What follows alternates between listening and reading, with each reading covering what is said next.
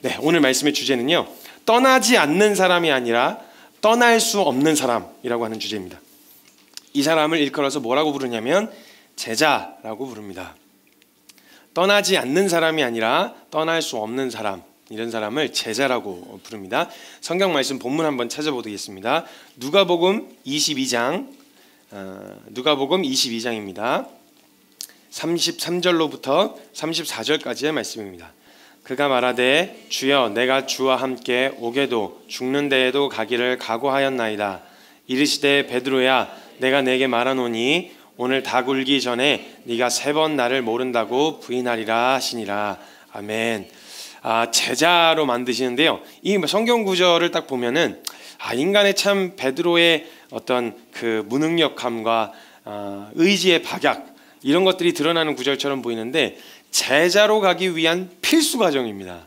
그러니까 떠나지 않으려는 사람이 아니라 떠날 수 없는 사람, 진짜 제자가 되기 위해선 이 과정을 반드시 거쳐야 되는데, 이게 어떤 의미인지 함께 또 말씀을 풀어가 보도록 하겠습니다.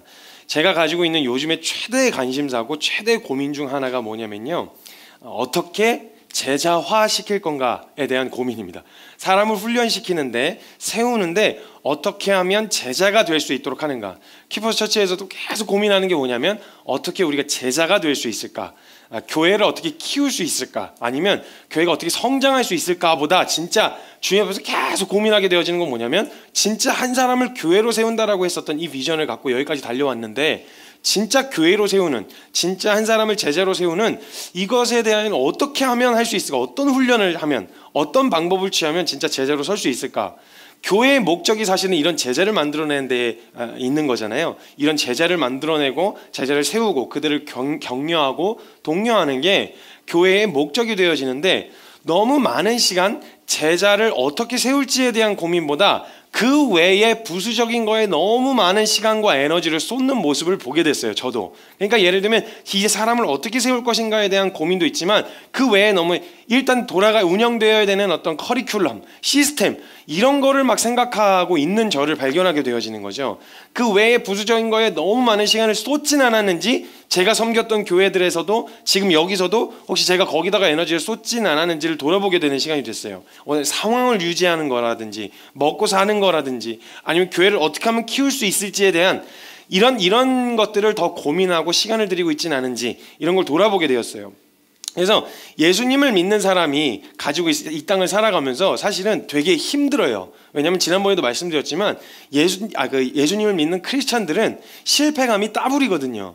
그러니까 예를 들면 예수님을 잘 믿으면 어떻게 생각하냐면, 예수님 아주 잘 믿고 사회생활도 아주 잘하는, 이게 아주 좋은 크리스찬의 모본이 된다고, 그러니까 표본이 된다고 생각을 한단 말이죠. 그런데 이제 크리스찬들이 갖는 실패감은 이것도 잘 안 되는데 더군다나 믿음으로도 제대로 못 사는 것 같아. 이러면 그냥 잘 살고 못 살고를 떠나서 밀려오는 실패감이, 굉장히 패배감이 크게 다가온단 말이죠. 그러니까 그렇게 힘들게 쉽지 않은 상황을 살아가는 사람들에게 진짜 제대로 사는, 하나라도 분명하게 할 수 있는, 진짜 예수 그리스도를 따르는 제자가 될 수 있는 것에 대하여 어떻게 섬겨야 되는 건가라고 하는 것을 계속 고민할 수밖에 없었던 거예요. 그 교회의 목적도 이런 제자들을 양성하고 세워야 하기 때문에 또 계속 훈련을 시켜오다 보면서 어떤 모습이 가장 제자다운 모습일까? 결국 어떤 모양과 모습을 연상을 한 다음에 그 모습을 이렇게 만들어 가려고 할 텐데, 난 도대체 어떤 제자라고 하면 어떤 이미지를 가지고 있을까? 제자라면 어떤 사람으로 만들어 가야 하는 건가? 계속 고민을 하게 됐어요. 제가 바라는 믿음의 삶과 제자다운 삶의 모습은 뭘까? 교회는 어떤 제자를 양성하기 위해 힘써야 하는가? 이게 제일 최대의 고민입니다. 계속 고민하게 되어지는 것 중 하나예요. 그래서요, 제자 훈련을 저도 받았고, 또 제자 훈련을 시키는 수많은 단체들도 봤고, 그리고 이것을 위해서 또 고민도 하면서 막 찾아봤어요. 근데 아무리 봐도 그 공동체마다의 특성은 있는데, 도대체 제자 훈련의 표본이다, 제자 훈련은 이런 거야 라고 할 만한 딱 부러지는 기준이 될 만한 걸 못 찾겠는 거예요. 그렇다고 저희도 아니고. 그러니까 도대체 어떻게 제자 훈련을 시켜야 하는가 라고 하는 질문을 던지는데, 제가 바보처럼 성경은 제껴놓고 고민을 하고 있는 거예요. 그럼 제자 훈련 제일 먼저 시작하신 분이 누구시겠어요? 예수님이시잖아요. 그럼 예수님이 제자 훈련을 어떻게 시키셨는지를 봤어야 되는데 계속 지금 현재의 상황에서 어떤 시스템으로 어떤 창의적인 방법으로 제자 훈련을 시키고 사람들의 마음을 막 동기부여할 수 있는 이런 것들을 이렇게 제시할 수 있을까? 제가 이런 것만 고민하고 있는 거예요. 그래서 다시 성경으로 돌아가기로 했어요. 그리고 예수님이 제자 훈련을 시키시는 방법들을 이렇게 쭉 살펴보는데 재밌는 몇 가지를 발견했습니다. 오늘 전부 다 나누진 않을 거예요. 오늘 전부 다 하면 오늘 집에 못 가시고요. 몇 가지만, 특이하고 되게 재밌는 몇 가지만 나눌 거예요. 몇 가지인데 예수님의 제자 훈련은 너무나도 분명했어요. 예수님의 제자 훈련의 시초가 있으면 예수님이 12명의 제자들을 데리고 훈련하신 훈련이잖아요. 그 훈련을 유심히 보게 되는데 제자 훈련 3년 동안 어떻게 공생의 사역이 3년이셨어요. 근데 집중하신 게 뭐냐면 12명의 제자 훈련에 집중하셨어요. 예수님이 공생의 사역하셔서 메시아로 오신 분이 막 역동적으로 사역을 하고 더 많이 알렸어야 되는데 예수님이 집중하셨던 사역은 뭐냐면 12명을 제자화시키는 데 집중하셨단 말이에요. 그것도 한 놈은 나중에 미끄러져요. 그러니까 그냥 엄밀히 따지고 나면 11명이에요. 따지고 보면은. 그러니까 여기에 집중하시고 3년 동안 여기에다 시간과 에너지를 많이 쏟으셨단 말이죠. 그래서 이 예수님의 제자 훈련은 되게 분명한데 딱 둘 중 하나예요. 이 시스템으로 하셨다고? 제자 훈련을 이렇게 쭉 살펴보는데 너무 웃겨가지고 예수님이 진짜 이런 시스템을 일부러 도입하셨든지 아니면 생각 없이 하셨든지 둘 중 하나다. 이런 거밖에 해석이 안 돼요. 도대체 이해가 잘 안 돼. 현실적으로 이걸 뭐 어떻게 하자는 건가 이런 생각이 들 정도로 그냥 되는 대로 막 그냥 상황 주어지는 대로 막 하셨든지 아니면 너무나도 분명한 목적을 가지고 일부러 하신 거든지 둘 중 하나밖에 안 돼요. 왜냐면 너무 자연스럽거든요. 그냥 너무 자연스러워. 뭔가 인위적으로 뭔가를 만들었다라고 하는 느낌이 안 들고요. 그냥 같이 데리고 다니신 게 다예요. 그냥 손에 손 잡고 데리고 다니지. 이걸 인위적으로 만드셨다기보다는 그냥 그 상황을 통해서 너무나 분명한 목적을 가지고 그냥 그렇게 하셨다라고밖에 설명이 안 되는 거예요. 생각이 없었던지 아니면 너무나도 분명한 목적이 있었던지 둘 중 하나였다는 생각이 드는데 당연히 뭔가 생각이 있으셔서 하셨겠죠. 네, 너무나 분명한 목적을 가지고 하셨다는 거예요. 그럼 한번 보겠습니다. 예수님이 어떻게 제자 훈련을 하셨는지, 훈련을 어떻게 3년 동안 하셨는지를 좀 살펴볼게요. 첫 번째, 제자로 세울 사람을 어떻게 선정하셨는가? 제자로 키울 사람들을 어떻게 선정하셨나? 이거 되게 재밌습니다.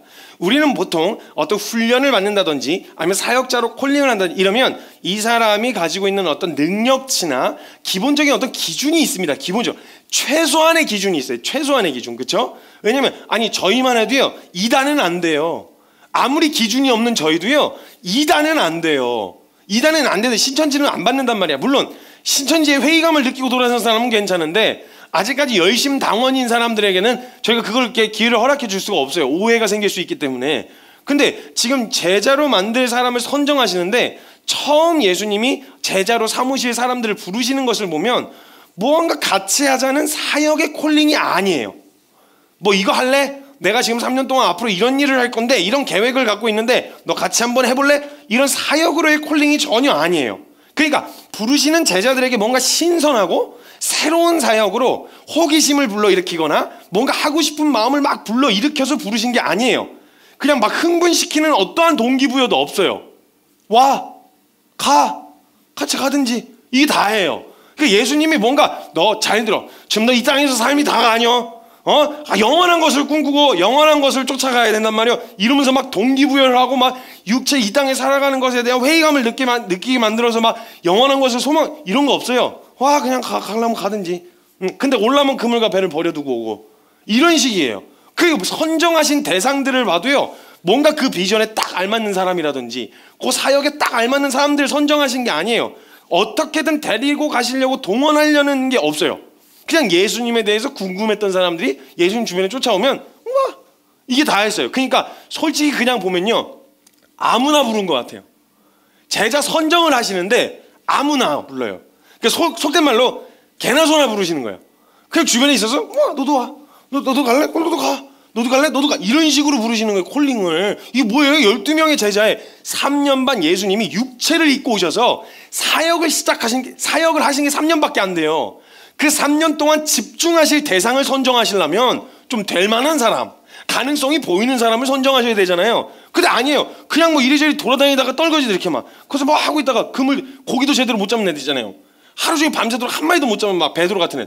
그러니까 그런 사람들 보고 와 너도 와 너도 가 이렇게 해갖고 따라다니기 시작한 게 선정하신 게 그런 사람들이었어요. 그러니까 제자를 보면요, 조건은 명확해요. 누구나 될 수 있어야 돼요.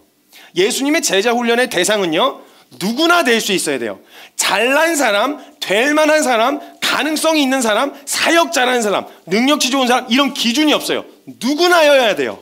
누구에게나 기회는 동일하게 주어질 수 있어야 돼요. 그러니까 제자는 누구나 될 수 있다라고 하는 전제를 갖고 있습니다. 누구나. 특정한 누구, 선택받은 몇몇의 사람만이 아니라 누구나라고 하는 전제를 가지고 있다는 거예요. 교회에서도 마찬가지, 교회의 가치도 마찬가지입니다. 될 만한 사람들로만 가는 게 아니라 누구나 될 수 있다는 생각을 가지고 모두가 올 수 있는 곳이어야 하긴 분명해요. 그건 맞아요. 누구나 올 수 있어야 된다는 거예요. 그래서 훈련을 모집할 때나 어떤 이런 거 할 때 특별하게 우리 막 홍보하지 말자. 올만한 막 사람들의 막 동기를 막 일으킬 만한 이런 거보다 진짜 이 가치가 명확하게 드러나 있는, 누구나 함께 가자 이렇게 할 때 누구나 와서 같이 갈 수 있어야 되는 열린 공간이어야 되겠구나라는 생각을 먼저 갖게 된 거예요. 그리고 그 대상을 살펴보면요, 그 제자들 부르신 12명의 제자들을 살펴보면 사회적인 역할이나 지위, 그가 가지고 있는 은사나 실력 보고 뽑지 않으셨어요. 찾아온 사람들을 보고 면접을 하셔가지고 조건을 보고 뽑진 않으셨다라는 거예요. 그러니까 그냥 까놓고 얘기하면 어떤 느낌이냐면, 지나가다 보이면, 아무나 보이면 갈래? 너도 갈래? 가자. 너도 갈래? 가자. 그러니까 진짜 완전히 속된 말로 개나 소나 다 갈 수 있는 것 같은 느낌이 드는 거예요, 이 길을. 어떤 자격도 요구하지 않으셨어요. 그래서 못 모르고 따라 나선 제자들이 어떤 방향이나 비전을 가지고 있지 않았던 사람들이었기 때문에 예수님이 일로 가자 그러면 일로 갈 수도 있었고요, 절로 가자 그러시면 최고의 조건이었어요. 뒤에도 마지막에 한 번 더 이야기할 텐데요, 예수님이 이런 훈련으로 하셨어가지고, 그래서 이런 제자를 어떤 사람으로, 죄송합니다, 예수님이 어떤 분명한 목적을 가지고 제자 훈련을 하셨잖아요. 그 조건, 그 제자를 만드는데 아주 탁월한 커리큘럼이었어요. 깜짝 놀랐어요. 이런 사람을 만들고 싶으셨구나 라는 걸 알고 이 과정을 보니까 정말 탁월한 커리큘럼이었다는 걸 보게 된 거예요. 이게 첫 번째입니다. 첫 번째, 대상을 제한이 없으세요. 그냥 누구나 제자가 될 수 있다는 거예요. 두 번째, 훈련의 계획입니다. 예수님의 훈련의 계획은요, 궁극적으로 어떤 사람을 만들 것인가에 대한 목적과 목표는 있으셨는데요, 정확한 계획이나 커리큘럼 같은 걸 갖고 계시지 않으셨어요. 예수님은 뭔가, 요 시기에는 여기 며칠 머문 다음에 저기 예루살렘에 가서 저기 있 다음에 사마리아 가서 얼마 있고, 그 다음에 여기서는 이런 훈련을 할 거고, 이런 커리큘럼이 전혀 없으셨어요. 예를 들어서 예수님이 베드로라든지 아니면 뭐 요한이라든지, 얘네들은 말을 잘하네, 얘네들 스피커로 세워야 되겠다, 말씀 전하는 사람들로 세워야 되겠다, 얘네들 진짜 이거 탁월한데, 그리고 아니면 얘는 음악을 잘하네, 얘는 찬양 인도자로 세워야 되겠다, 이런 목적이나 이런 걸로 부른다, 이런 특색이 전혀 없어요. 훈련에는, 예수님이 부르신 훈련에 정확한 계획이나 커리큘럼이 없다는 건요, 이게 무슨 말이냐면 그 훈련을 통해 하나의 색깔과 하나의 목소리를 내겠다는 게 아닌 거예요. 그 다양한 개체, 그러니까 예를 들면 하나의 커리큘럼을 묶어서 훈련을 시키면 여기 안에 있는 사람들은 동일한 결론이 나와야 끝날 거 아니에요. 훈련이 끝나고 나면 동일한 목소리를 내고 동일한 결론을 외칠 거 아니에요. 하나의 색깔을 확 분명하게 낸단 말이죠. 근데 예수님이 12명의 사역을 하셨을 때요, 예수님이 만들고 싶으셨던 사람들이 어떤 하나의 색깔, 특별한 색깔과 하나의 특별한 목소리만 내려고 하는 게 아니라는 거예요. 생긴 것만큼이나 전혀 다른 사람들에게 일괄적인 기준을 제시하지 않으셨어요. 사람마다 전부 다 다르게 주님이 직접 대하시고 다루신 거예요. 훈련을 직접. 베드로 따로, 가론 유다 따로, 요한 따로, 다 따로 하나님께서, 예수님께서 사역하신 동안 따로따로 훈련을 시키셨다는 거예요. 그러니까 반드시 지켜야, 양보할 수 없는 기준 외에는요, 제자들을 평가할 기준이나 커리큘럼이 없다는 것을 보게 되었어요. 그래서 처음부터 어떤 기대나, 그래서 나 거기 예수님 따라가면 뭐 해줄 건데요, 어디로 데리고 갈 건데요 라고 했을 때 제시할 커리큘럼이 없었어요. 그런 걸 계산하면 못 따라놨었어요. 예수님을 무계획인 것처럼 보이거든요, 사람들 눈에는. 그러니까 그런 커리큘럼을 기대하고 온 사람들이나 그것에 딱 알맞는 사람이라고 하는 기준이 없었던 거죠. 없었던 거예요. 그러니까 훈련의 계획은 무계획, 우리 눈에 보기엔 무계획이었다는 거예요. 커리큘럼이 없었어요. 그럼 훈련의 방법은요, 세 번째 훈련의 방법은요, 방법이랄 것도 없어요. 그냥 사셨어요. 그냥 같이 사셨어요. 그 다음부터 그냥 3년 내내 데리고 다니면서 그냥 함께 사신 거예요. 상황을 굳이 막 연출하기보다는요, 그냥 일상 가운데서 펼쳐지는 상황이 있죠. 뭔가 밥을 먹고 잔치에 참여하고 뭔가 교제하고 이런 상황 속에서 예수님은 그런 상황을 통해 종종 하나님의 나라의 비밀과 십자가의 비밀, 그 은혜, 구속에 대한 비밀들을 풀어서 이야기해 주셨지 일부러 상황을 연출하셔서 그렇게 한 건 몇 개 안 돼요. 그것도 그냥 하나님을 알리셔야 했기 때문에 어떤 기적적인 걸 보여주셔가지고 하셨지 그 외에는 진짜 일상에서 부딪힐 법한 일들 있죠. 예를 들면 가나의 혼인잔치라든지 아니면 뭐 유대인들하고의 대화라든지 그냥 제자들하고 둘러앉아서 떡을 떼면서 나누는 이야기를 통해서 거기서 슬슬 십자가의 복음과 은혜와 구속과 하나님의 나라에 대한 비밀을 이렇게 풀어서 얘기해. 그러니까 부자연스럽지가 않아요. 굉장히 자연스러워요. 연출되지 않은 자연스러움이 있어요. 그냥 3년 동안 그냥 사신 거예요. 그냥 한마디로 같이 먹고 같이 주무시고 같이 사신 거예요. 그리고 그때 예수님은 십자가의 비밀과 예수님의 신성을 공적으로 드러내야 하는 필요성이 없을 때는 철저하게 인간으로 사셨어요. 철저하게. 그냥 인간으로 사셨어요. 예를 들면 하나님의 능력과 하나님의 신성과 그리고 하나님의 아들로서 온 것이라는 걸 증명하고 보여야 할 때는 오병이어라든지 아니면 안진뱅이나 이런 그 병자들을 일으켜 세우는 이런 기적들을 나타내 보여주셨지만 그 외에는 예수님이 철저하게 인간으로 주무셨어요. 인간으로 사셨어요. 예수님이 주무실 때 구름 위에서 주무신 거 아니잖아요. 다른 애들 막 다 들에서 이렇게 자고 있는데 등이 너무 베긴다 이래갖고 구름 한 조각 이렇게 떼가지고 둥둥둥 이렇게 편하게 혼자 그렇게 주무신 거 아니잖아요. 그죠? 예수님은 그렇게 철저하게 인간이 되어서 사셨어요. 함께 주무신 것도 아니고. 그럼 아니면 예수님이 걸어 다니실 때 하도 많이 걸어 다니니까 예수님 뭐 타고 다니시지 않으셨어요? 특별 대우 같은 거 안 받으셨어요? 그럼 항상 제자들하고 걸어 다니시는데 다리 아프다고 막 예수님이시니까 막 경공법 써갖고 이렇게 공중에 이렇게 떠다니 이렇게 해서 사시지 않으셨어요? 철저하게 인간으로서 사셨다라는 거예요. 인간으로서 함께 먹고 마시며 교제하고 그냥 사셨어요. 이게 훈련의 방법이었어요. 이게 그냥 제자 훈련이었어요. 뭐가 탁월하다거나 특별함이라고 혹시 보이시나요? 이게 예수님의 제자 훈련을 보면요 탁월함이라든지 특별함 같은 게 보이지가 않아요. 그리고 훈련 거의 막바지에 가서도요 뭔가 엄청난 사람들을 만들어냈다 이런 생각이 전혀 안 들어요.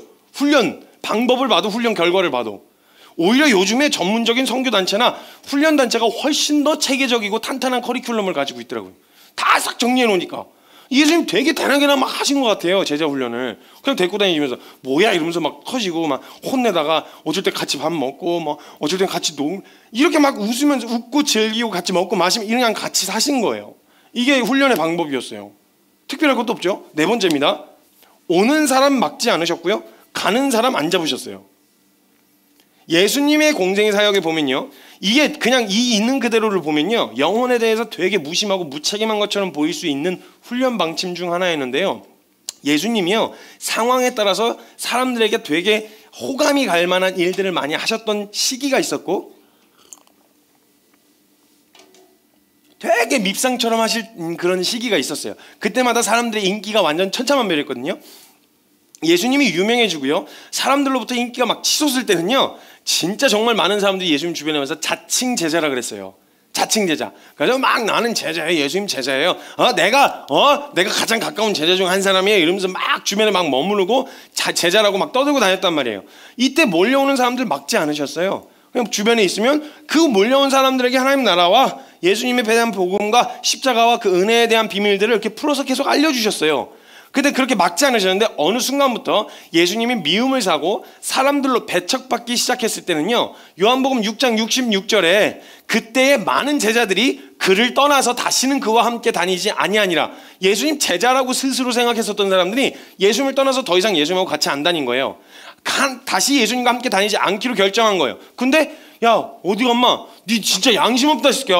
지금 방금까지 나랑 같이 있어놓고 같이 이렇게 제자라 그래놓고 너 그냥 그렇게 가냐? 양심 없다 이래갖고 막 그 사람들을 붙잡아 놓는다거나 어떻게 더 인간이라면 어떻게 그럴 수 있어 이렇게 막 죄책감에 어쩔 수 없이 머물게 만든다거나 이런 시도를 전혀 안 하세요. 가면 그냥 냅두셨어요. 그럼 이거 되게 뭐랄까 영혼에 대해서 고민 안 하고 그냥 되게 귀하게 생각하지 않는 것처럼 보일 수도 있잖아요. 근데 예수님이 주변에 있을 때에는 하나님 나라에 대하여 알려주기를 힘쓰셨지만 끝내 거절하고 돌아서는 사람들을 잡진 않으셨단 말이에요. 이건 그 사람들을 향한 그 영혼들을 향한 열정이 부족해서가 아니라 사람을 붙잡긴 해야 하지만 그 은혜와 진리라고 하는 기준을 양보하면서까지 붙잡으면 안 돼요. 왜냐하면 그 은혜와 진리가 그 사람들을 살리는데 이걸 양보해버려서 따라가게 만든다. 그럼 이 사람들에게 득이 되지 않기 때문이라는 걸 아셨거든요. 영혼을 사랑하지 않으셔서 붙잡지 않으신 게 아니라 이 은혜와 진리를 거절한 사람들을 다른 이유로 타협해서, 진리마저 타협해서 붙잡아서는 의미가 없다라는 거예요. 그걸 아셨기 때문에 예수님도 이걸 양보하면서까지 그들을 붙잡아 두려고 하진 않으셨다라는 거예요. 이걸 지키는 거. 그럼 어떻게 그렇게 사람을 쉽게 포기할 수 있어? 예수님 그렇게 쉽게 포기 안 하셨어요. 예수님이 쉽게 포기하실 분이시면 오시지도 않으셨어요. 뭐 하려고 육체를 입고 오세요? 예수님은 우리를 사랑하셨어요. 그런데 사랑하셨기 때문에 절대 양보할 수 없는 가치가 있는 거예요. 이걸 양보하면 우리가 죽으니까. 그러니까 이걸 받아들이지 않기로 결정하고 떠나는 사람들을 이걸 양보해 가면서까지 인기몰이를 하실 필요가 없었다라는 거예요. 그러실 수가 없었던 거예요. 그래서 미뤄 짐작컨대 하나님의 나라의 가치를 알려주고 십자가의 비밀을 가르쳐 주시는 것은 힘쓰셨지만 그걸 듣고도 떠나는 사람들을 막지 않으셨다는 것은 십자가의 도와 그 가치만을 지키고 싶으셨다라기보다 그 가치를 지켜야만 살릴 수 있었기 때문이라는 거예요. 그 영혼들을. 그래서 그런 결정을 하셨다고 볼 수 있는 거예요. 떠난 사람 막지 않으셨다고 그들을 사랑하지 않으신 게 아니라는 거예요. 사랑하셔서 그 가치를 절대 양보하지 않으셨다는 거예요. 그래서 요한복음 13장 1절 말씀에 보면 6월절에 예수께서 자기가 세상을 떠나 아버지께로 돌아갈 때가 이른 줄을 아시고 이 십자가 이루어져야 될 때가 온 줄 아시고 세상에 있는 자기 사람들을 사랑하시되 끝까지 사랑하셨다 그래요.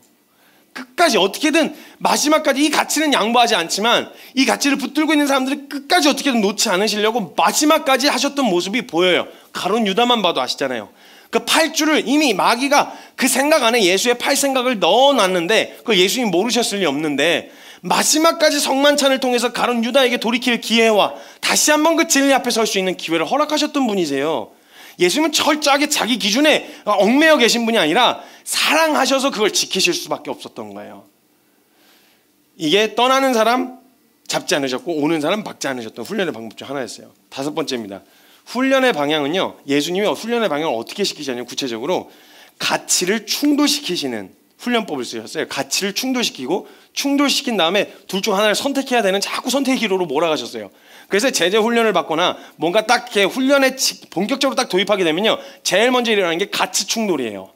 이거냐 아니면 이거냐. 사람들이 이거 되게 싫어해요. 왜냐면 흑백 논리라고 그러거든요. 너무 이분법적으로 이분화시켜서 할 생각하지 마라. 이거 아니면 저거. 중간도 있는 거 아니냐 이렇게 생각하지만 예수님 아주 단호하게 이거 아니면 저거에 대한 부분을 명확하게 이야기하셨어요. 예수님도 되게 싫어하시는 게 중에 하나도 뜨뜻미지근한 거 되게 싫어하세요. 차갑든지 뜨겁든지 둘 중 하나만 해. 미직지근한 거 내가 너무 싫어해. 주님도 어중간한 거 이런 거 되게 싫어하신단 말이에요. 예수님께서 12명의 제자를 데리고 다니시면서 사역이 앞으로 잘 될 가능성을 보여주지 않으셨어요. 뭔가 될 만하면 흩어버리고 이런 식으로 자꾸 뭔가 이렇게 제자들이 막 이거 오병이었대 사람들 막 몰려오면 와 진짜 뭐 좀 되겠다. 내가 예수님 오른팔이야 이러면서 막 베드로하고 막 제자들이 서로 앞다퉈서 막 이런 유명세에 함께 막 있다라는 거에 굉장히 막 뿌듯해하고 흥분했었거든요. 근데 사역의 가능성을 전혀 보여주시지 않고 흩어보내세요. 그냥 사람들을 휙 하고 ht어버리고. 그러니까 이 땅에서 탁월한 사역을 할 사람으로 살지 않으셨다는 거예요. 예수님이 갈 사람처럼 행동하셨어요. 늘 이 땅에 평생 그냥 늙어 죽을 때까지 거기 평생 있을 생각으로 사역을 하신 게 아니라 금방 떠날 생각으로 사역을 하셨던 거예요. 그러니까 여기다 뭔가를 축적하거나 유명세를 축적하거나 부를 축적하거나 이러지는 않으셨어요. 그걸 제자들이 옆에서 보면서 얼마나 답답했겠어요. 그냥 좀 축적하고 우리 어차피 뭐 가신다고 하더라도 우리는 좀 잘 먹고 잘 살 이런 건 남겨놔야 되지 않겠냐 이런 생각을 가졌을 수도 있단 말이에요. 사람들이. 근데 예수님은 여기에서 사역의 가능성을 보여주지 않으셨어요. 그냥 제자들과 함께 찐한 교제와 같이 사는 것으로 예수님이 어떤 분이신지와 오신 이유를 계속 설명해 주시고 알려주셨어요. 이게 다예요. 그것을 알아갈 때마다 제자들에게서 무슨 일이 일어났냐면요. 기존에 알고 있었던 메시아라고 하는 개념과 지금 예수님이 오셔서 가르쳐 주신 메시아라는 개념하고 충돌이 일어나는 거예요.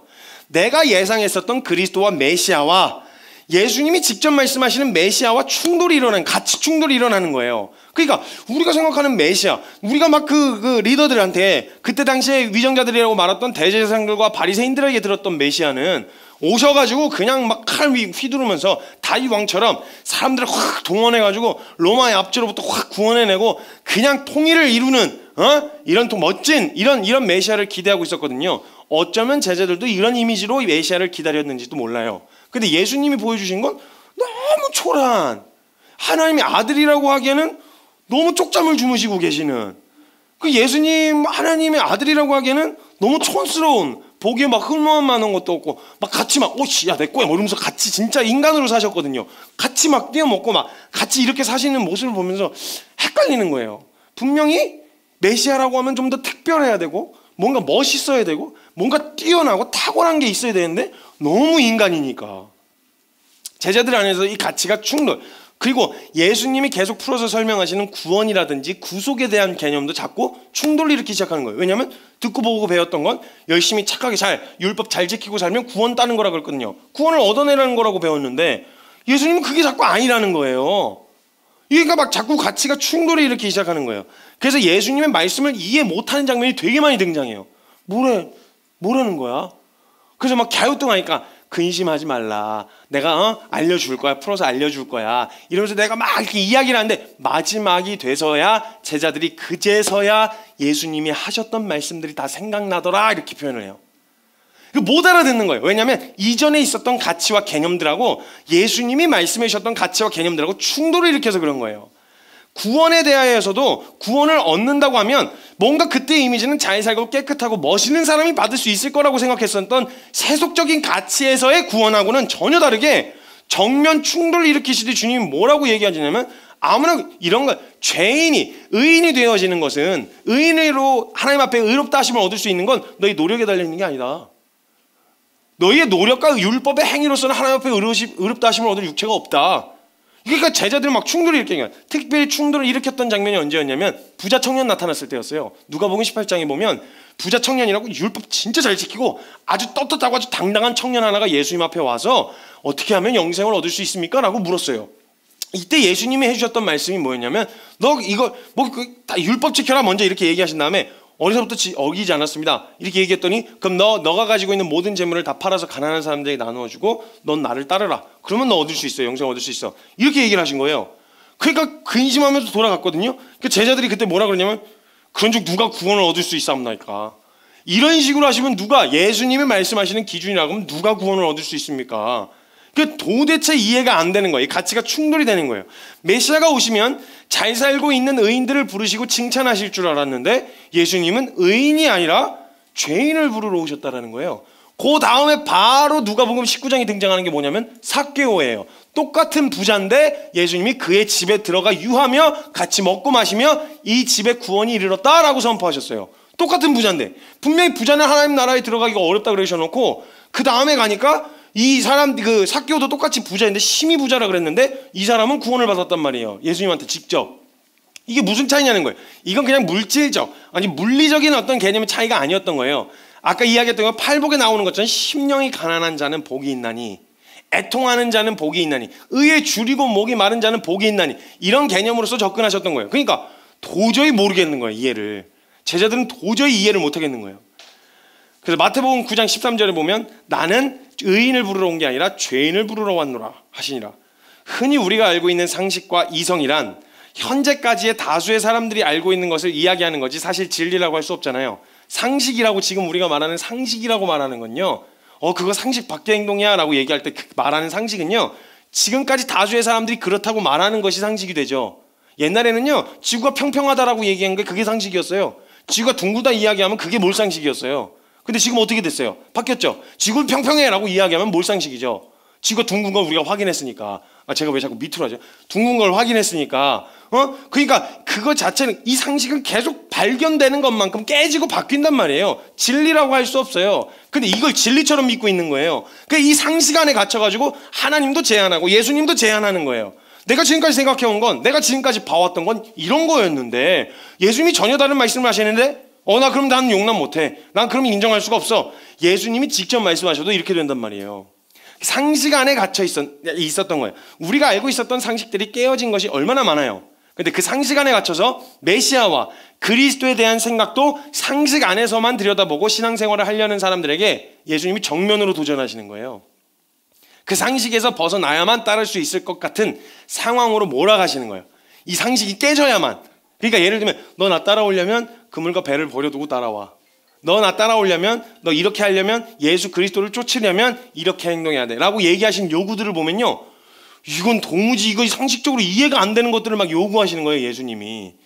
제자들도 자신들이 생각했던 것과 배워왔던 것과 정면으로 충돌하는 가치들을 보게 되는 거예요. 그들이 제자가 될 만한 자격과 능력을 갖추는 것보다요, 그들 마음에 예수님으로 채워가시는 일을 먼저 하셨던 거예요. 가치를 충돌시키시면서 이전에 있었던 예수 그리스도를 따르지 못하게 만드는 세속적 가치들을 거두어내시고 예수님으로 채워가시는 작업들을 우선시하셨다는 거예요. 그러기 위해서 먼저 그들이 가지고 있었던 마음들을 비워내셔야 돼요. 예수 그리스도로 채우시려면 이전에 있었던 걸 비워내야 된단 말이에요. 그래서 가시나무라고 하는 노래가 있습니다. 내 속에 내가 너무 많아서 당신이 쉴 곳 없네. 이게 원래 CCM 저걸로 찬양으로 만든 거라 돼요. 그러니까 당신이 쉴 곳이 없다는 거예요. 이미 너무 가득 차 있어서 들어올 곳이 없다는 거예요. 그러려면, 채우려면 비워내는 게 먼저였던 거죠. 그래서 예수님을 쫓으면서 자리 잡아 있었던 세속적인 생각들을 거두어내시고 예수님을 쫓기 전부터 결정적인 순간에 예수님을 따르지 못하게 할 마음들을 비워내는 데 집중하셨어요. 그러니까 예수님이 이걸 어떻게 비워내시려면 어떻게 하셔야 되냐면 가치를 충돌시켜 주셔야 되는 거예요. 자꾸 코너로 모셔야 되는 거예요. 두 개의 가치를 충돌시켜야 돼요. 돈이야 아니면 영생이야, 아니면 네 원함이야 아니면 하나님의 뜻이야, 이런 식으로요.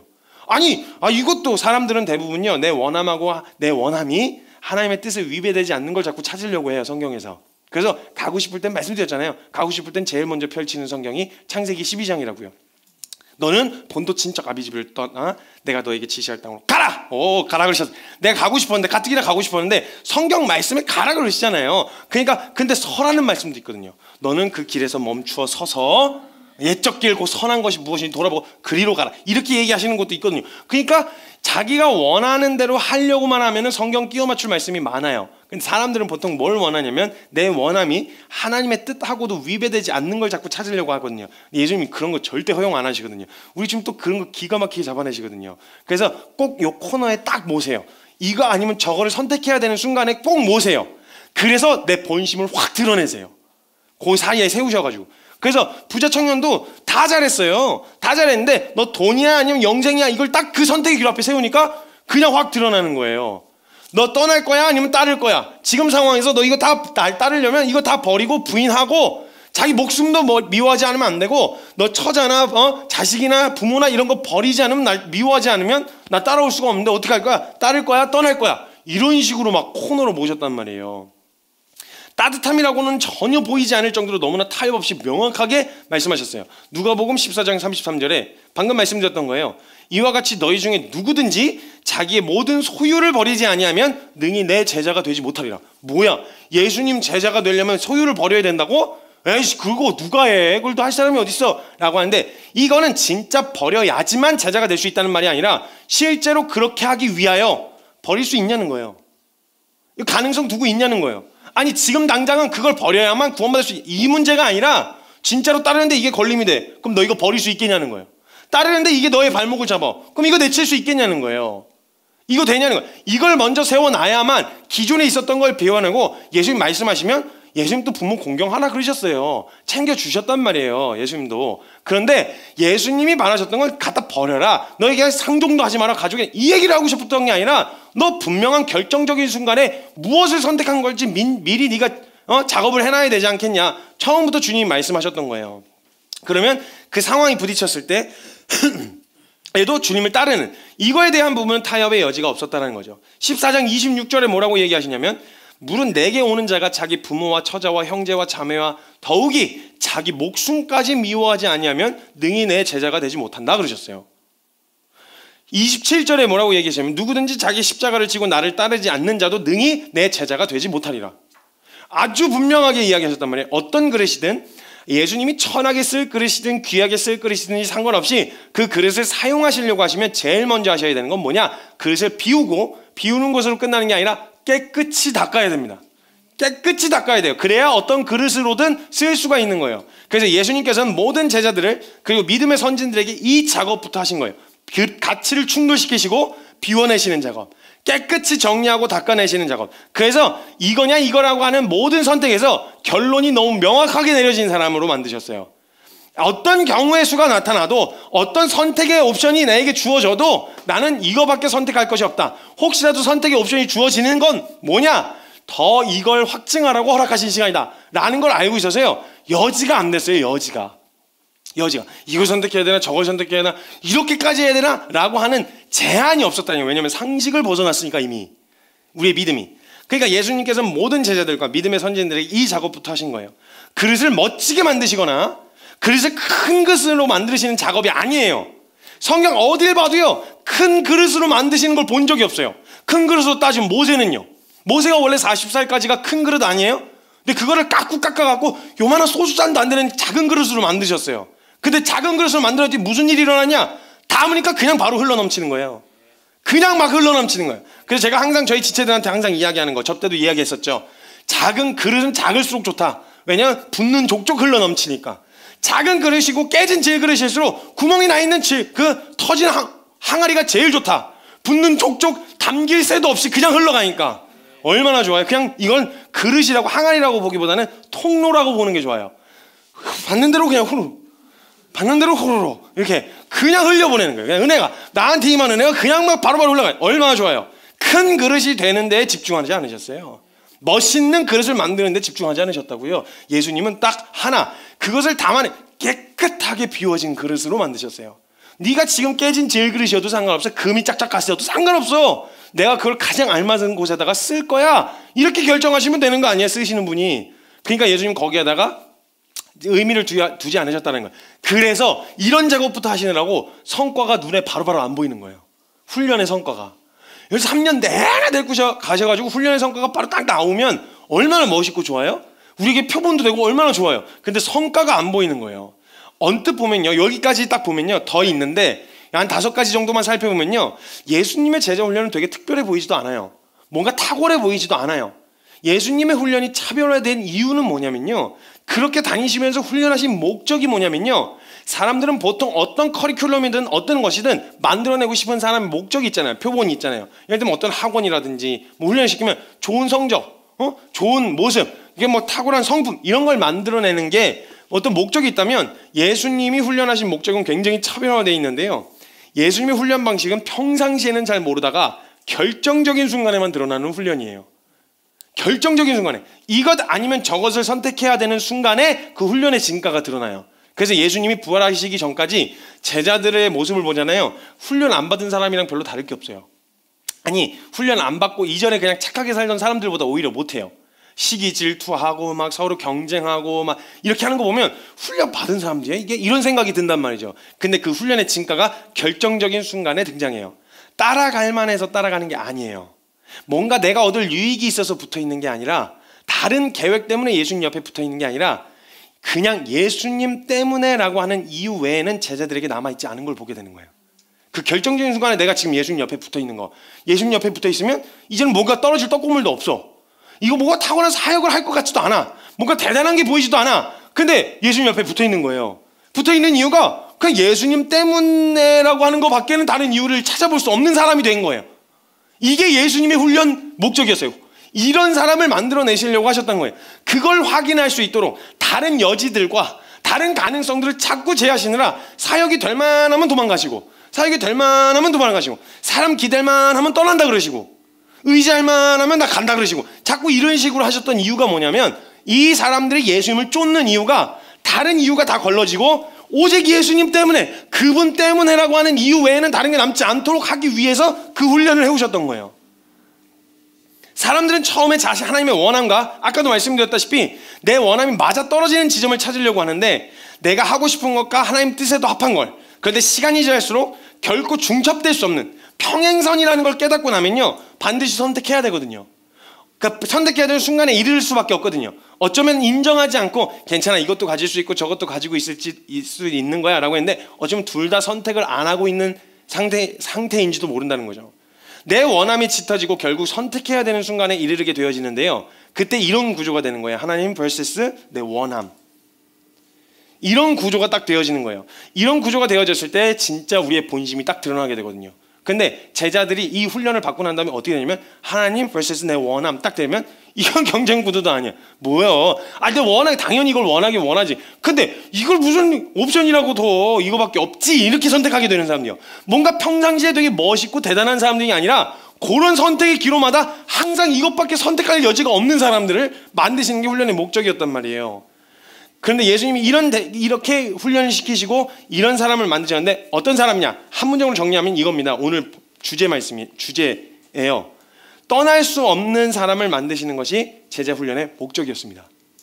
떠나지 않는 사람들을 만들어내는 건 그의 의지를 개발시켜야 되는 영역이잖아요. 그거 탁월한 사람이 되는 게 목적이잖아요. 근데 떠나지 않는 사람을 만들어내신 게 아니라 떠날 수 없는 사람을 만들어내신 거였어요. 떠나지 않는 사람이 아니라 탁월하고 능력 있는 사람이 아니라 의지가 강한 사람이 아니라 떠날 수 없는 사람, 이런 사람을 만들고 싶으신 거예요.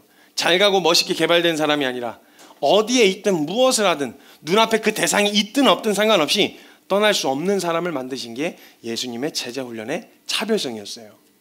훈련을 딱 하고 끝내고 났더니 남아있었던 사람들은 전부 다 예수님이라고 하는 이유 외에는 남아있을 이유가 전혀 없는 사람들만 남아있었어요. 그러니 때로 예수님은 적당한 타협점을 제시하지 않고 극단적이어 보이는 선택의 길 앞에 자꾸 우리를 세우실 때도 있었던 거예요. 우리가 생각했었던 제자의 모습은요, 잘 따라가고 성실하게 훈련을 잘 이수하고 멋있는 모습과 아주 긍정적인 태도와 밝은 모습으로 살아가는 이런 것으로 하나님께 우리의 믿음을 보여드리고 싶었던 마음이 있었단 말이에요. 그러나 예수님이 보고 싶으셨던 건요, 어떤 모습이냐, 인간이라서 상황에 늘 못 이겨 지지겨서 막 이리 치고 저리 치고 막 깨져갖고 너덜너덜해진 상태였는데 어떤 꼬라지든지 상관없이 그 꼬라지를 하고 와서도 예수님 옆에 붙어있는 사람, 처져갈 때 사람한테 가서 털리고 와가지고 예수님 앞에 붙어있는 사람, 상황에다 막 이리저리 털리고 와갖고 예수님한테 붙어있는 사람, 아프면 아파서 예수님한테 붙어있는 사람, 좋으면 좋아서 예수님한테 붙어있는 사람, 힘들면 힘들어서 예수님한테 붙어있는 사람, 어려우면 어려워서 예수님한테 붙어있는 사람. 예수님이 그걸 해결해 주시냐 안 해주시냐 이건 의미가 없어요. 왜냐하면 예수님이 애시당초 그걸 해결해 주는 대상으로 나한테 있는 게 아니거든요. 난 그냥 예수님 때문에 옆에 있는 거지, 좋으니까 옆에 있는 거지, 그걸 해결해 주셨기 때문에 옆에 있는 게 아니기 때문에 어려우면 어려워서 가는 거예요. 힘들면 힘들어서 가는 거예요. 그래서 찾는 거예요. 근데 그렇게 나아가지 못하는 이유는 뭐냐면, 어려울 때, 힘들 때, 아플 때 못 나가는 이유는 뭐냐면, 내가 이런 모습으로, 내가 이런 멋진 모습으로 믿음으로 막 보여가지고 막 뚫어내는 것, 이런 걸 보여드려야 되는 거의 사장님 같은 수준으로 대하고 있기 때문에 그런 예수님하고의 관계가. 그래서 예수님이 제자 훈련을 통해서 3년 동안 뭐 하셨냐면 사랑하는 관계가 되셨던 거예요. 제자들하고. 이렇게 되고 났더니 예수님이 어디로 가냐, 뭘 하냐, 비전 제시할 필요도 없어요. 어떻게 살아야 된다, 동기부여할 필요도 없어요. 간다 나 이러면 어디 가세요? 그러고 그냥 쫓아가는 이런 사람들이 돼버린 거예요. 이게 제자였어요. 명확한 비전, 막 사역의 방향 이런 게 아니고요. 예수님 가면 뭐 이러다가 그냥 막 쫄렁쫄렁 같이 쫓아갈 수 있는 사람, 뭘 하다가 하고 있더라도 막 엉망진창이 됐더라도 예수님 그냥 쫓아갈 수 있는 사람. 이게 제자 훈련 만드신 예수님의 모습이었다는 거예요. 우리의 연약함, 실수, 실패, 그건 우리가 인간이니까 처하는 어려움일 거예요. 아마 우리가 유한하니까. 그것과 상관없이 예수님이 허락만 해주신다면, 오는 걸 막지만 않으신다면 예수님 곁에 끝까지 남아있을 사람, 남아있을 수밖에 없는 사람, 그런 사람을 만들어내고 그걸 주님이 보고 싶으셨던 거예요. 탁월하고 실력 있는 사역자요? 많아요. 근데 어떤 경우에라도 떠날 수 없는 사람은요, 사역 다 실패하고 사역에 남은 건덕지가 아무것도 남아있지 않을 때, 예수 옆에 있을 이유가 아무것도 남아있지 않을 때, 그런데 어떤 경우에라도 떠날 수 없는 사람은요, 사역도 안 되고 얻을 것도 없고 바뀌는 것도 없는 그때도 끝까지 예수님 곁에 있을 수 있겠냐는 거예요. 어떤 경우에라도 떠날 수 없는 사람, 그런 사람이 예수님이 보고 싶으셨던 제자였다라는 거예요. 떠날 수 없는 사람이 정말 믿음직스럽지 않을까요? 뭔가 멋있고 사역적으로 대단한 걸 보여주는 것보다 예수님 절대 떠날 수가 없는 사람 있잖아요. 그런 사람이 오히려 예수님 보시기에 더 믿음직스럽지 않겠냐는 거예요. 한 가지 기억하셔야 돼요. 떠나지 않는다가 아니라 떠날 수 없는 거예요. 떠나지 않는다는 건 내 의지로 그렇게 해보겠다는 거지만, 떠날 수 없다는 건 존재적인 반응이에요. 떠날 수가 없는 거예요. 떠날 수 없는 제자를 세우시기 위해 반드시 한 가지 전제되어야 할 것이 있는데, 그게 뭐냐면 은혜예요. 은혜를 알아야만 떠날 수 없는 사람이 돼요. 은혜를 모르면 일로서 증명하려고 하기 때문에 떠나지 않으려는 사람이 돼요. 은혜를 경험한 사람은 떠날 수가 없다라는 거예요. 주님께 다른 거 해드릴 거는 없고 옆에 있는 게 예수님께 민폐처럼 보이는데 아무것도 못해도 근데도 떠날 수는 없는 사람 있잖아요. 그 자리를 끝까지 있을 수밖에 없는 사람이에요. 그 사람은요, 예수님의 은혜를 경험한 사람에게서만 나타날 수 있는 반응이에요. 그래서 예수님께서 부활 후에도 바로 승천하지 않으시고 제자들에게 직접 찾아가신 거예요. 왜냐하면 너무 민폐 같아갖고 예수님한테 직접 나아갈 수가 없었거든요. 제자들이 잘 꼬라지 너무 형편없어갖고. 떠나지 않는 사람이 아니라 떠날 수 없는 사람으로 세우시려고 배신하고 떠난 제자들에게 찾아가셔서 뭘 가르쳐 주셨냐? 은혜를 가르쳐 주셨어요. 앞으로 잘해 결단을 받아내신 게 아니에요. 그냥 은혜를 가르쳐 주셨어요. 그랬더니 그 사람들이 그 은혜를 경험하고 나서는 떠날 수 없는 사람이 돼버려요. 그럼 그들에게 떠날 수 없는 자가 되게 하시려고 그 은혜를 경험시켜 주셨다는 거예요. 그 은혜는요, 어떻게 경험할 수 있냐면 한번 떠나지 않아 보려고 애써 보세요. 내가 내 의지로 한번 예수님 떠나지 않아 보려고 한번 애써 보세요. 그럼 어느 순간 돌아보면 떠나 있을 거예요. 그런 자신을 발견한 그 자리에 찾아오신 예수님을 경험하고 나면 떠날 수 없는 은혜를 경험하게 되실 거예요. 내 의지로 따라가는 게 아니에요. 내 능력으로 따라가는 게 아니었어요. 그래서 예수님이 오늘 읽었던 본문 말씀에 베드로에게 그렇게 말씀하실 수밖에 없었던 거예요.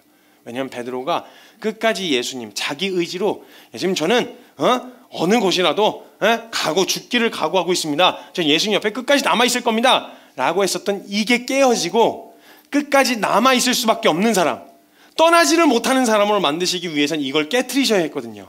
그래, 네 마음은 너무 고마운데 너가 다 굴기 전에 나를 3번 부인할 거야. 와장창 깨트려주세요. 그리고 디베레 바닷가에 찾아가셔서 그를 떠날 수 없는 사람으로 만드시는 거예요. 그 마지막 순간에요, 떠날 수 없는 사람이 된 고백이 뭔지 아세요? 처음에 베드로는요, 제가 죽기까지 예수님 따를 거예요 라고 이야기했어요. 저는 예수님 배신하지 않을 거예요 라고 말했단 말이에요. 이 은혜를 경험하고 나서 떠날 수 없는 사람들은 뭐라고 얘기하는 줄 아세요? 주여, 내가 주를 사랑하는 줄 주님이 아십니다. 사랑한다고 고백해요. 내가 주님 앞에 이렇게 할 거예요, 이런 식으로 사역할 거예요, 나 이런 모습 보여드릴 거예요가 아니라 주님 사랑해요. 사랑하면 떠날 수가 없어요. 아무리 내가 망난이어도 아무리 내가 쓰레기여도 부인은 못하는 거예요. 부정은 못하겠는 거예요. 여러분, 우리가 아무리 개판이었어도요, 야 누가 장난으로 하도 야 하나님 이름 부인하고 막 그렇게 해 라고 얘기하면 와, 야 내가 아무리 쓰레기였지만 진짜 내가 아무리 개망난이어도 야 내 앞에서 어떻게 그런 얘기를 하냐. 다른 건 몰라도 야 내가 어떻게 우리 엄마 아빠한테 내가 아빠한테 잘한 건 아니면 불효녀고 불효자지만 어떻게 엄마 아빠를 부인하라고 할 수 있어. 마치 이런 것처럼 내가 어떻게 하나님, 야 다른 건 몰라도 내가 진짜 개판 5분 전이긴 했는데 다른 건 몰라도 그건 못하지. 부인은 못하지. 부정은 못하지. 그 은혜를 떠날 수 없는 사람을 만드신 거예요. 근데 만약에 이런 사람을 만들어내시려는 거였다? 그럼 앞서 보여줬던 모든 게 진짜 탁월한 훈련이었다는 걸 볼 수 있어요. 3년 동안 예수님이 하셨던 그 모든 훈련 방법들이요, 그냥 되나게나 막 하신 줄 알았는데 이런 사람을 만들어내시려고 하셨던 거였으면 정말 사복음서 한번 보세요. 소름 끼치도록 너무 탁월한 스토리로 훈련을 시키세요.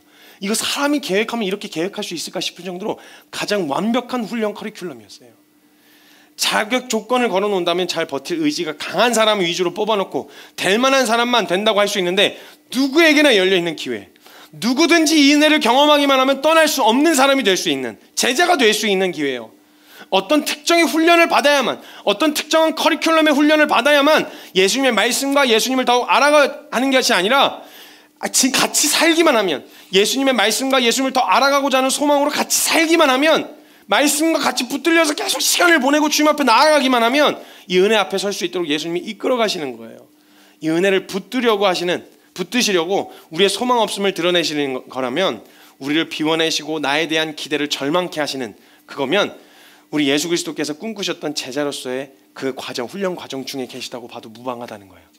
그러니까 내 지금 절망스러움과 나의 무력함과 나의 연약함을 보는 거 두려워하실 일이 아니라는 거예요. 왜냐하면 떠날 수 없는 사람이 되게 하시려고, 어떤 상황이 와도 떠날 수 없는 사람을 만드시려고 주님이 우리를 세워가고 계시다라는 거예요. 우리 함께 제자로 섰으면 좋겠습니다. 이 교회에서 일원으로서 어떤 사역이나 방향성, 이것보다 먼저 우리가 예수 그리스도의 제자가 됩시다. 제자는 떠날 수 없는 사람을 말합니다. 떠나지 않는 사람이 아니라 떠날 수 없는 사람이요. 그 은혜를 경험한, 복음 안에서 그 은혜를 경험한 사람만이 이 자리에서 떠날 수 없어요. 그리고 그 은혜를 경험한 사람은 내가 주님을 위해서 무언가 하겠다라는 이런 고백과 외침이 아니라 주님 사랑합니다 이 고백밖에 안 나오는 거예요. 근데 주님은 옆에 붙어 있는 이유는 다른 이유가 아니라 주님 사랑해서라밖에 설명이 안 되는 그 삶이에요. 그리고 다른 거 딱 그 삶으로 살아가면요, 자랑할 게 아무것도 없어요. 은혜밖에 자랑할 게 없는 거예요. 그런 제자가 되었으면 좋겠습니다. 적어도 이 가치를 양보하지 않고 우리 함께 제자가 되어지는 걸음과 제자로서 훈련시키시는 예수님의 훈련에 우리 적극적으로 함께 참여할 수 있었으면 좋겠습니다. 시간 같이 잠깐 기도합시다.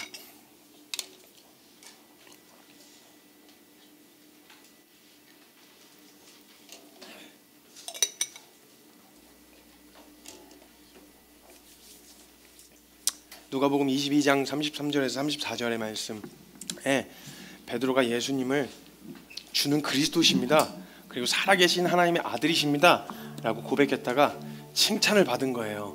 예수님께 너무 신이 나고, 와, 나도 예수님한테 인정받았다, 나도 예수님한테 그런 인정을 받은 놈이다, 내가 예수님 오른팔이다, 이런 막 프라이드를 가지고 있었던 베드로가 예수님이 이제서야 떠날 계획을, 십자가에 달리셔서 떠날 계획을 그들에게 풀어 알려주시자 베드로가 그 칭찬에 너무 업이 돼서 그랬는지 내가 죽기까지 따를 거예요, 내가 죽기를 각오했어요, 주와 함께 옥에도 갇힐 거고요, 죽는 데까지 가기를 각오했어요 라고 하는 아주 의지가, 결연한 의지를 예수님께 비춰드려요. 당연히 칭찬받을 줄 알았죠. 예수님은 꼭 그에게 가르쳐주고 싶으신 게 있었어요. 그의 의지로 가면 얼마나 갈까요? 그의 최선으로 가면, 쫓으면 어디까지 쫓아갈 수 있을까요? 견딜 수는 있을까요? 현실이 녹록지 않은 상황들, 어려운 관계들, 힘든 상황들, 이거 내 의지로 가서 버티면 얼마나 버틸 수 있을까요?